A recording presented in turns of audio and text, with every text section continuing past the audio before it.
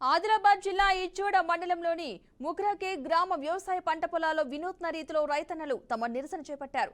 పట్టా పాస్బుక్లతో selfie వీడియోలు తీసుకుని CM కార్యాలయానికి పంపించారు.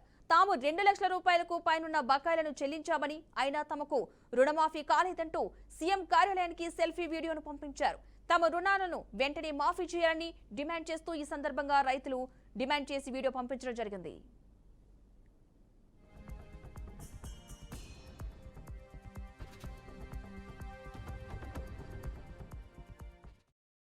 రెడ్డి గారు గత ఎన్నికలలో ప్రతి రైతు కుటుంబానికి 2 లక్షల రూపాయలు రుణమాఫీ చేస్తామని హామీ ఇచ్చారు.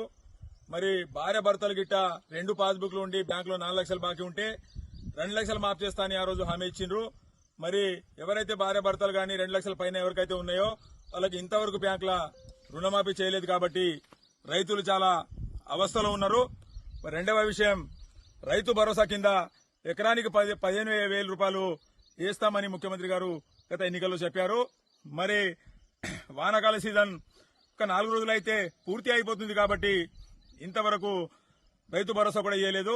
దయచేసి ముఖ్యమంత్రి గారికి మేము కోరుకుంటున్నాము. ఈరోజు ఆదిలాబాద్ జిల్లా ముక్రాకే గ్రామం నుండి దయచేసి మీరు ఏదైతే హామీ ఇచ్చారో రైతు కుటుంబాలకు దాదాపు మా గ్రామంలో 40 నుంచి 50% ఇప్పటివరకు రుణమాఫీ అయింది.